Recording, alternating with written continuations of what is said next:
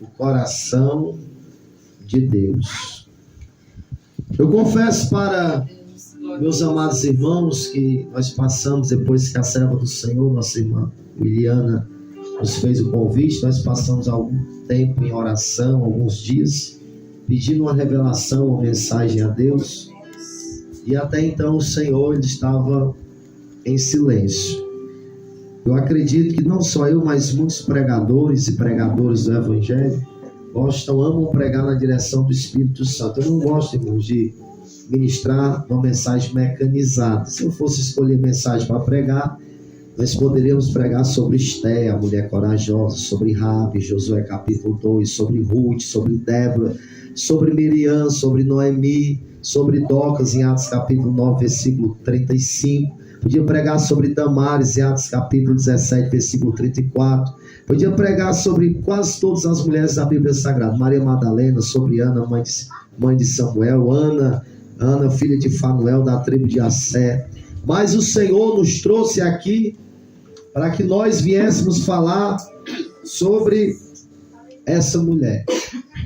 Todos nós, amados e queridos irmãos, já ouvimos esse texto sagrado da palavra de Deus. Do Evangelho de Mateus, capítulo 15, a partir do versículo 20. O nosso Senhor Jesus Cristo, ele andava em numerosas missões. Muitas missões Cristo andava. 8 dias de nascido, foi circuncidado, 40 dias foi apresentado no templo. E quando o Senhor tinha, irmãos, quase 30 anos de idade, ele foi batizado. Depois que ele é batizado, ele sai do Rio Jordão e é conduzido pelo Espírito ao deserto para ser tentado pelo diabo. Depois que ele vence a tentação, ele inicia o seu ministério na Galileia, pregando a respeito do arrependimento de pecados. E Jesus, em inúmeras viagens missionárias, pregando na Judéia, pregando na Galileia, pregando em Cafarnaum, pregando em Betânia, pregando em Jericó. Chegou um momento, irmãos, que o Senhor, ele resolve ir para outro lugar, para as partes de Tiro e de Sidom. E Tiro e Sidom, irmãos, é uma mensagem muito maravilhosa e profunda, porque Tiro e Sidom não ficavam localizados geograficamente dentro de Israel. Quem conhece o contexto e lê a história sabe que Tiro e Sidom ficava no país de Líbano. Ficava, irmão, no mar Mediterrâneo. Não ficava dentro totalmente de Israel. E Líbano faz fronteira com Israel e faz fronteira também com a Síria. A Bíblia diz que o Senhor resolve transpor barreiras, fazer missão transcultural. Que é isso, pastor Alan? Transpor barreiras para pregar o Evangelho do Senhor.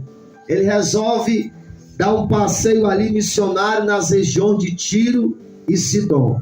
Mas o que chama a atenção das nossas vidas, meus amados e queridos irmãos, é que aquele povo que estava ali era um povo idólatra.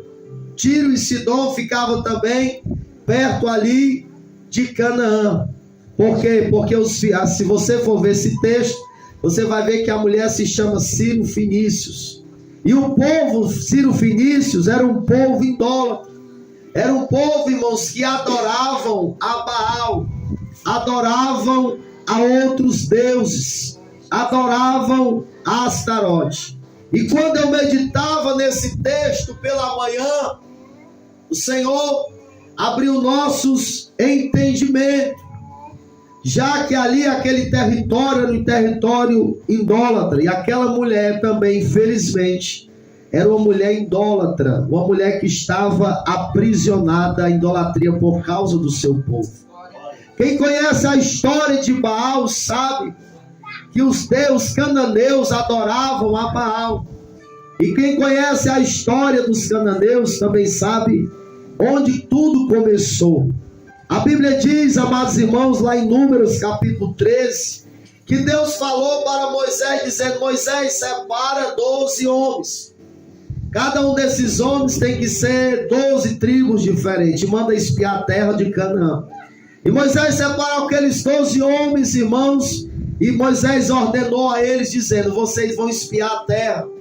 Olha se a terra é boa e larga, se mana leite e mel, se o povo que está naquela terra é mais forte ou mais fraco do que nós. E quando vocês virem retornando daquela terra, vocês trazem o fruto daquela terra para nós. E assim, meus irmãos, aconteceu.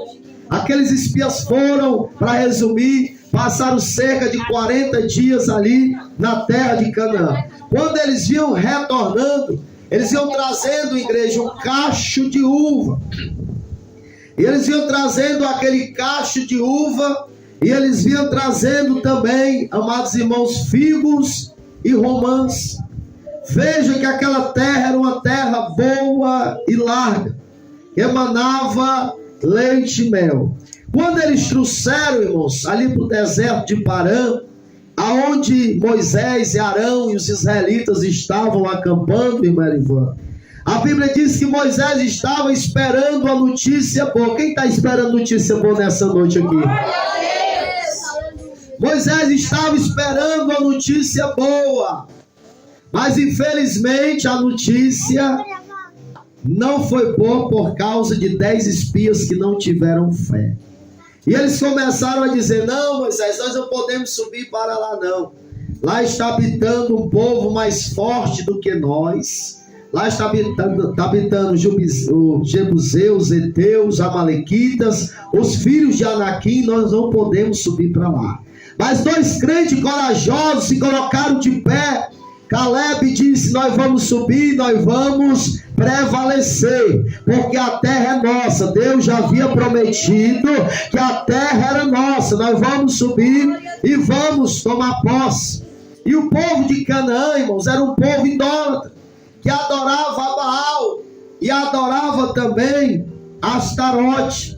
Astarote, irmãos, a deusa da sensualidade, a deusa, irmãos, que anda na imoralidade. O povo de Deus, o povo, irmãos, muitos deles adoraram Astarote, a deusa da sensualidade. Aquela imagem que os cultos dela faz vergonha, irmãos. A reunião deles faz vergonha dizer. Uma reunião de pessoas sem roupa, irmãos. Na maior imoralidade que você imaginar. Mesma coisa que teve agora no estado do Rio de Janeiro. A mesma coisa. Mesma coisa, diz respeito a Deus, muita pornografia, muita profanação, diz respeito às coisas sagradas. Tudo que teve lá no Rio, vocês sabem que tiveram no Rio de Janeiro, agora esses dias, com esses cantores seculares. O desrespeito que teve naquele estado, blasfemando contra o Deus verdadeiro, ferindo a santidade de Deus, ferindo a presença de Deus com tanta imoralidade e pornografia. E a Bíblia diz, onde eu quero chegar, daqui a pouquinho nós vamos encerrar, aguenta um pouquinho. A Bíblia diz que quando Jesus chegou nas cidades, irmãos, ali de Tiro e Sidom, aqueles territórios, uma mulher se aproximou de Cristo. Uma mulher correu atrás de Cristo, se aproximou do Senhor Jesus. E aquela mulher pediu ajuda ao Senhor Jesus Cristo. Aquela mulher pediu ajuda ao Senhor, dizendo: Senhor, filho de Davi, tende misericórdia de mim, porque a minha filha está em casa, miseravelmente atormentada. Minha filha está em casa, miseravelmente doente, precisando de ajuda, precisando de milagre, precisando, Senhor, da tua misericórdia. Meus irmãos, mas ali existia algumas barreiras para aquela mulher conseguir o grande milagre dela. A primeira barreira que existia sobre aquela mulher é que ela era gentia, ela não era judia, ela não era do povo judeu, ela era de outra religião, ela era de outro povo, ela adorava ao Deus Baal, seu povo adorava ao Deus pagão, ela adorava ao Deus que não tinha poder. A primeira barreira era essa, meus irmãos, ela era uma mulher gentia, não uma mulher judia. A segunda maior barreira, ela era mulher cananeia também, não habitava em Jerusalém, era cananeia. A terceira grande barreira é que ela era mulher. A terceira barreira, irmão, é que aquela mulher, ela está dizendo, era uma mulher.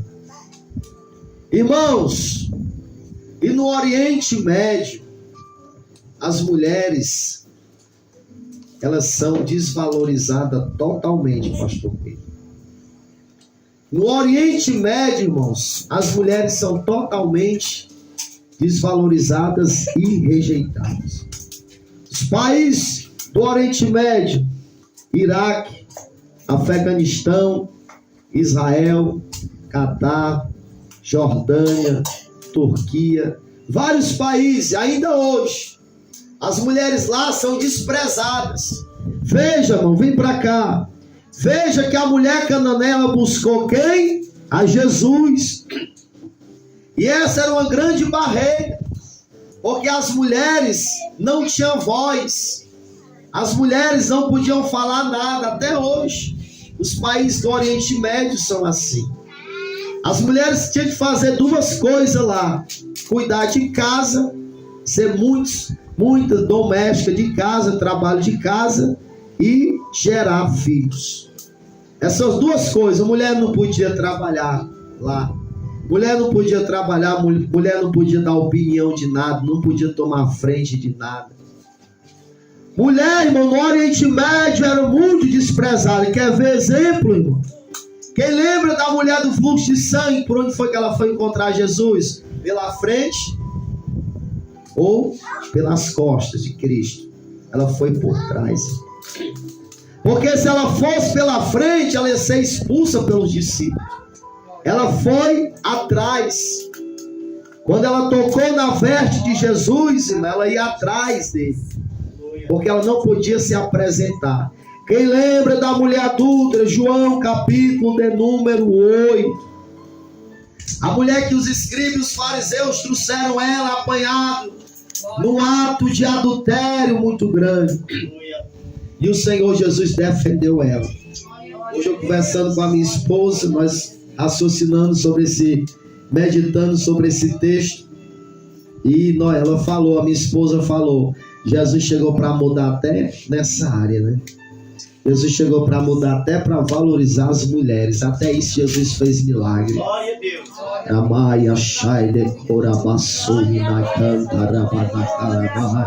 Até isso ele fez grandioso milagre. Quando será aquela mulher empenhada no ato, Jesus começou a se inclinar e escrever por terra. E os escribas e os fariseus disseram: Senhor, nas leis não manda Moisés que as tais sejam apedrejadas. Na lei nos manda Moisés que as tais sejam apedrejadas. O que o Senhor diz? Jesus olhando diz: quem não tem pecado seja o primeiro a tirar a primeira pedra contra ela. Jesus defende aquela mulher. Jesus defende aquela senhora, mãe de família, talvez, mas é prostituta, mas tinha filho. Jesus defendeu ela e mudou e disse: mulher, cadê os teus acusadores? Ela disse: Senhor, ninguém me condenou. Jesus também disse: eu também não te condeno, vai em paz e não pequeis mais. Vai embora, mulher, tu tá livre. Oh, glória, tu tá livre, vai embora, faz a obra. Prega, tá livre para pregar, para louvar. Tá livre para glorificar, tá livre para orar, tá livre para jejuar.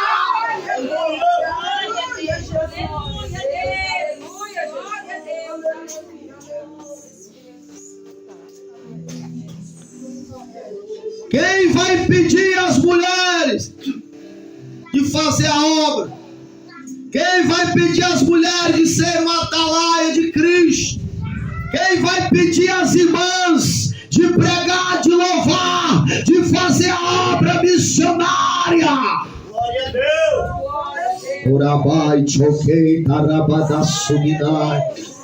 Meus amados irmãos, a Bíblia diz que o Senhor Jesus mudou a história. Um dos grandes princípios daquela mulher é pelo sexo dela, que ela era mulher. A mulher é cananeia, mas ela foi lá. Quem lembra também no texto bíblico do Evangelho de João, capítulo 4, versículo 27. Quem lembra da mulher samaritana?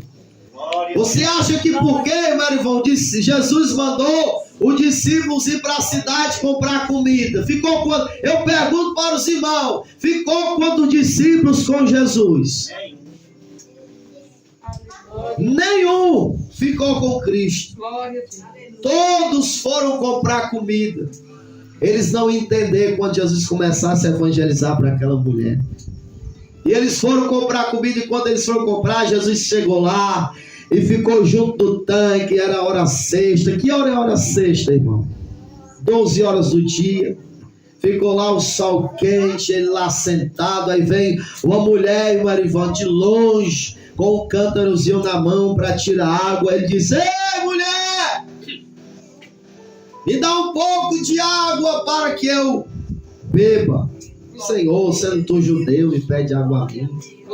Ei, Senhor, os judeus não se comunicam com os samaritanos, não. Os judeus não falam com nós, é como se ela estivesse fazendo uma denúncia. Senhor, ela sem conhecer Cristo, irmão. Senhor, os judeus rejeitam a gente, nós somos desprezados. Quantos que estão aqui não são desprezados, já foram desprezados? Hoje você é o escolhido, remido. Você faz parte da geração.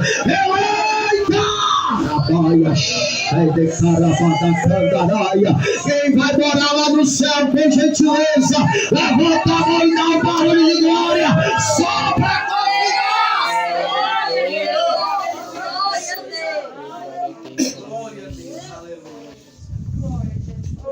Senhor, samaritanos comunicam nós não.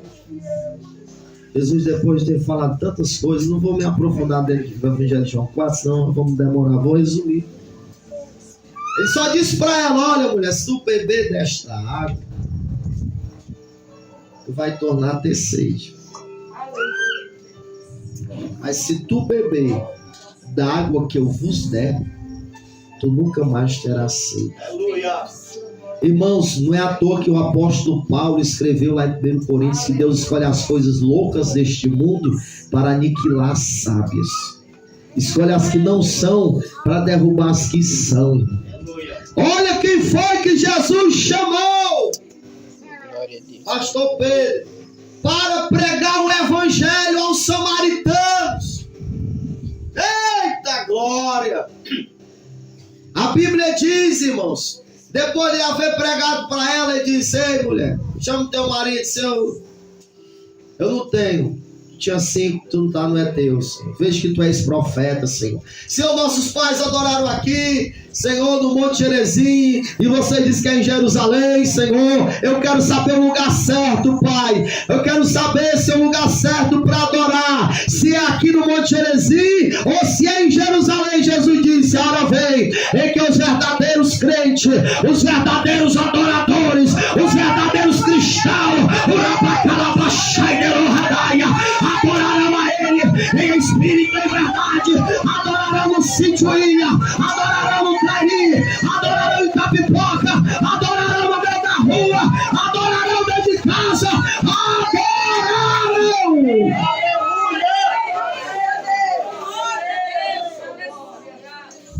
Não tem lugar para adorar. Todo lugar é lugar de adorar. Paulo diz: levantai as mãos em todo lugar. Levanta as mãos em todo lugar para orar, sem ira e sem contento. Vamos já. Amados, olhe para cá. Jesus ainda terminando o assunto. Nós estamos falando de mulheres que eram desprezadas lá no Oriente Médio. Não sai da mensagem não. Jesus olhando para aquela mulher, ela fez essa pergunta, ele falou isso. Aí ela disse: Senhor, eu sei que nós estamos esperando o Messias. Olha o susto grande que ela tomou, irmão. Senhor, nós estamos esperando o Messias, Senhor. Quando ele vier, ele vai nos dizer tudo isso. Jesus olhando para ela bem no olho: mulher, tu fala com ele. Aleluia. Mulher, tu fala com ele agora, mulher. Tu fala com o Messias agora. Tu está falando com o Messias, com o Criador do céu e da terra, Criador das águas, do oceano, dos peixes, dos mares, Criador de toda a sabedoria, toda a ciência, toda a intelectualidade. Ah, meu Deus, dono do ouro e da prata. Mulher, tu está falando com o sumo sacerdote, com o cabeça da igreja, com o rei dos reis, senhor dos senhores. Tu está falando com o bálsamo de Gileade, com o caminho, a verdade e a vida. Tu está falando com o advogado fiel, com o justo juiz, com a resplandecente estrela da manhã. Tu está falando com o verbo que se fez carne. Tu está falando com aquele que vem arrebatar a igreja.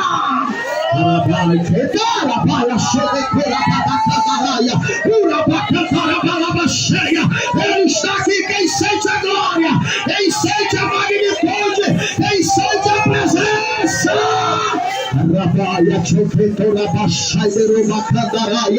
Ah, Jesus, batiza nesta noite, Pai. Batiza, Senhor, com a tua glória. Está falando com ele. É com ele que está falando. Irmãos, nesse momento dessa conversa com a samaritana e com Cristo, sabe quem chegou? Os discípulos. Os discípulos chegaram, irmã Ivan, e viram aí aquele assunto. E eles eram judeus. E eles sabiam da cultura. E eles sabiam da lei, judaísmo. Mas nenhum deles, João 4:27, nenhum deles ousou perguntar: ei, Senhor, ei, Jesus, o que o Senhor está conversando com essa mulher aí?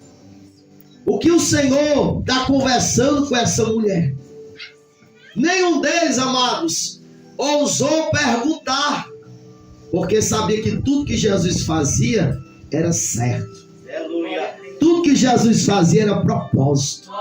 Tudo que Jesus fazia edificava. Tudo que Jesus fazia era missões. Tudo que Jesus fazia era levantar, restaurar, batizar, renovar, salvar, dar um novo nome, dar uma nova vida, levantar, colocar para sentar na mesa com os príncipes. Tudo que Jesus faz é bom. Romanos capítulo 8, versículo 28. Todas as coisas contribuem para o bem daqueles que amam a Deus.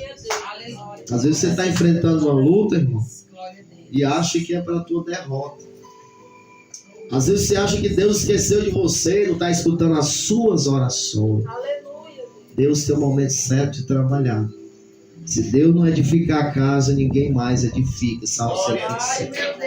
Ninguém ousou perguntar. E aquela mulher cananeia se aproxima de Cristo. Irmão, foi muito humilhante. Muito. Não foi fácil para ela. Quando ela se aproxima de Cristo, ela se abre. Senhor, minha filha está miseravelmente endemoniada, Senhor. Foi no clamor, irmão. Foi na oração. Você vai ver que ela clamou. Foi no clamor, no versículo 22, ela clamou. O que é clamar? Gritar na oração. O que é clamar? Gritar na oração, irmã Célia. Clamar é gritar na oração, irmãos. Os seus filhos só estão de pé. A sua família só está de pé por causa do ciclo de oração. Por causa da oração que você faz. Satanás vai matar, roubar, destruir. Mas através do teu joelho no chão, mulher, toda legião, toda potestade, principado, horte espiritual da maldade vai caindo por terra por causa da oração feita pelo justo. Ela clamou.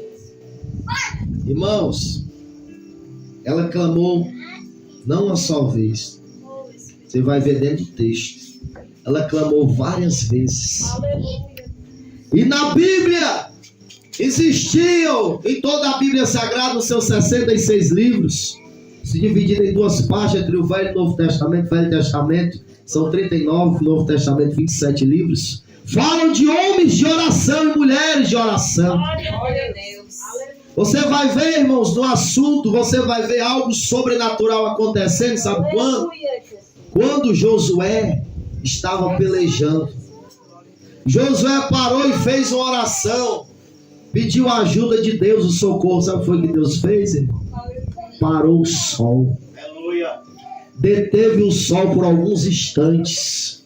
Quem lembra do profeta Elias? Glória a Deus. Quando Elias, irmãos, chegou para Acabe e disse que não ia chover sobre a terra. E não choveu também sobre a terra.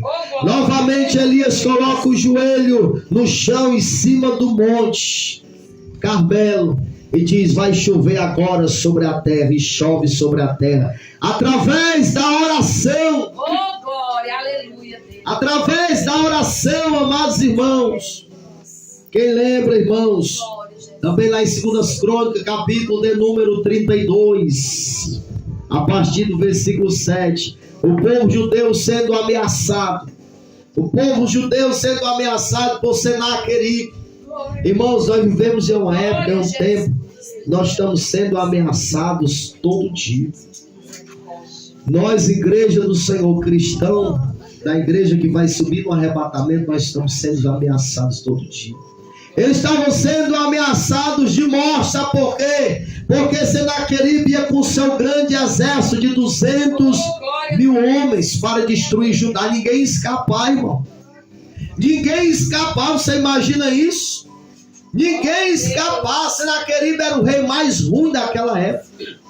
Mas dois homens, um chamado Ezequiel e o outro chamado Isaías. Ezequias e Isaías.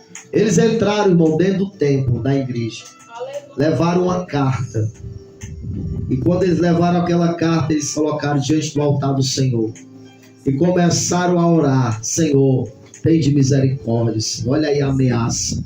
Naquela noite, irmãos, naquela mesma noite, Deus enviou um anjo e matou 185.000 do exército dos soldados de Senaqueribe. Através da oração. A oração tem um poder extraordinário. E aquela mulher cananeia começou a pedir. Sabe o que foi que Jesus respondeu a ela, irmão? Na primeira petição, Jesus não respondeu nada. A Bíblia diz, o texto fala que ele ficou em silêncio e não falou nenhuma palavra. E sabe o que foi que os discípulos disseram? Senhor, despede essa mulher, Senhor. Essa mulher vem gritando atrás de nós. Essa mulher vem pedindo atrás de nós. Sabe por quê, irmão? Porque ela estava pedindo pelo filho dela, pela filha dela. Ela estava clamando pela sua filha. E toda mãe sabe o valor de oração pelos filhos. E toda mãe sabe que tem que apresentar os filhos em oração. E toda mãe sabe que tem que apresentar o marido em oração. Aquele marido que não é crente, aquele marido que ainda não confessou a Cristo como Salvador, aquele filho que está nas drogas, desviado, afastado do Evangelho, aonde Satanás está doido para tragar a alma dele. Mas enquanto as irmãs estão de joelho lá para Candaraia, oh glória, enquanto você está em oração, toda ferramenta, toda barreira, todo impedimento, toda ferramenta é quebrada. Quando você ora, o inferno se cala. Quando você ora, os demônios recuam. Oh glória! Quando você ora, Deus esconde o teu filho. Quando você ora, Deus esconde o teu esposo. Quando você ora, Deus esconde a tua mãe e o teu pai. Deus esconde embaixo das asas do onipotente. Esse Deus que eu creio, esse Deus que eu creio. Por um caminho o inimigo sai contra você. Por 7 caminhos Deus vai desviando ele.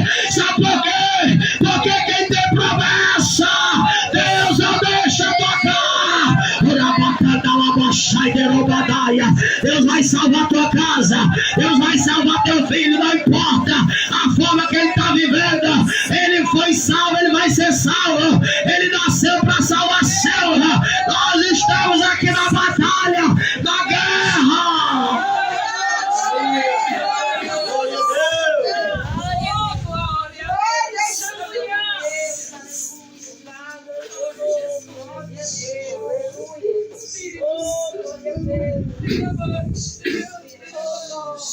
Nós estamos na guerra, na oração. Senaqueribe, irmão, foi destruído pela oração.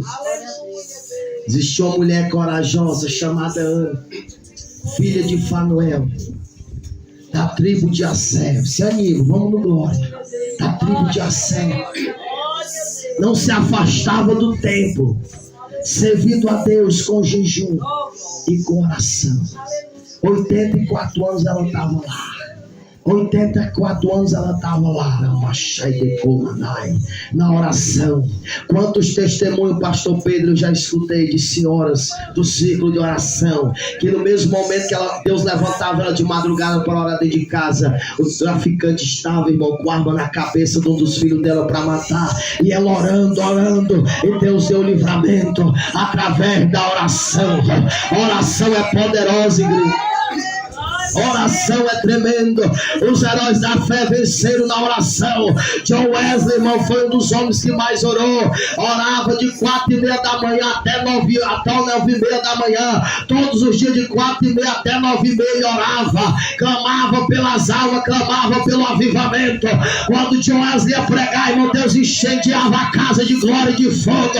O repórter perguntou para ele por quê? Qual é o segredo de você atrair multidão? Ele disse: é porque eu me encho de fogo na oração e eles vêm se queimar. Vai lá pra cantar, lá tem gente no glória. Eita, rapaz, derrubadai.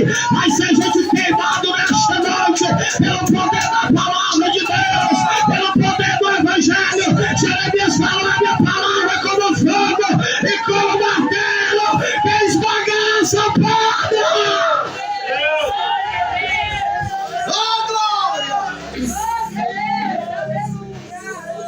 Eu me encho de fogo e eles vêm se queimar. O que estamos precisando nessa última geração não é de formalidade, não é falar bem, não é de cursos teológicos, não é de diploma, não é de oratória boa. Está precisando de ser cheio do Espírito Santo, é ser cheio até, meu Deus, tem que falar, é ter vergonha e ser cheio de Deus, deixar o pecado e ser cheio da glória de Deus.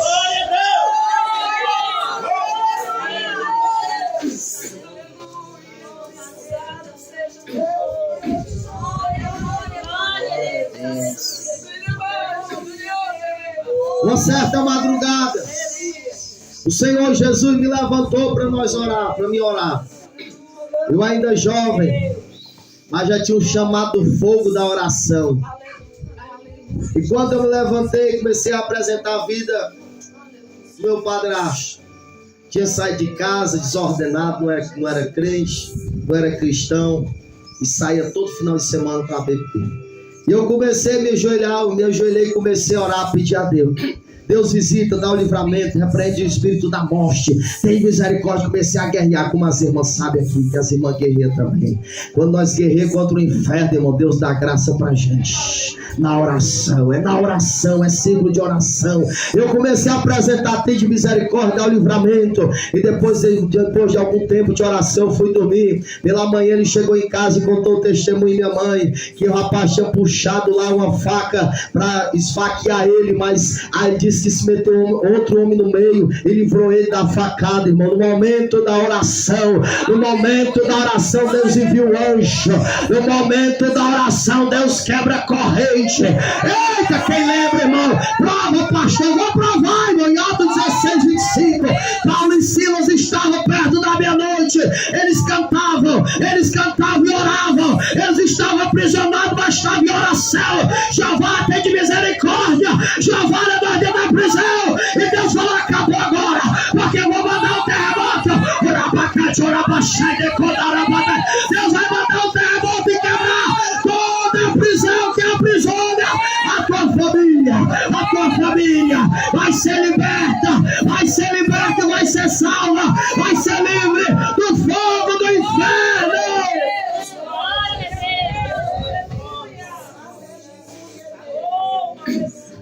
Vai ser livre do fogo do inferno através da oração.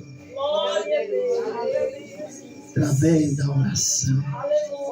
Amados irmãos, quem lembra de Ana? Ana orou. E se não orou, na verdade ela orou e não saiu nem palavra da sua boca. Ela queria o quê, irmãos? O filho. Quando ela começou a orar, o sacerdote disse: tu está embriagada. Ele disse: não, Senhor, eu tenho derramado a minha alma perante o Senhor. Jesus foi lá no ventre de Ana e abre o ventre dela, pois agora tu vai gerar. E o filho de Ana, irmão, um dos maiores profetas de Israel, por nome Samuel, até hoje conheci três ministérios: sacerdote, profeta e juiz. Até hoje, através da oração. Através da oração. Levanta a mão aí, mãezinha. Levanta a mão, mãezinha. Levante bem alto. Não tenho vergonha não. Isso. Para adorar a gente tem que levantar tudo. Essa mulher ali, irmão, através da oração, Jesus curou ela do câncer no colo do útero, desenganado pela medicina de Itapipoca. Todos os médicos, um dos melhores médicos de Itapipoca, eu não vou citar o nome que o rapaz está gravando, mas foi desenganado. Passou em várias clínicas particulares e desenganaram, mandaram para Fortaleza. O caroço já estava muito avançado, mas a igreja continua orando: Senhor, cura, arranca o caroço, visita Jesus, arranca, cura, restaura. Irmãos, com 3 meses, depois dela ter passado na sala de hemodiálise, depois dela ter emagrecido muitos quilos, chegou a pesar quase 30 e pouco, não foi, mãezinha? 30 e poucos quilos, bem fininha, magrinha, sofrendo. E os primeiros milagres vieram quando ela entrou na sala de hemodiálise. E a enfermeira olhou para ela e disse: ei, Maria Célia Magalhães, não sei o que aconteceu, mas você está de alta, o teu sangue está normal. O teu sangue está novo.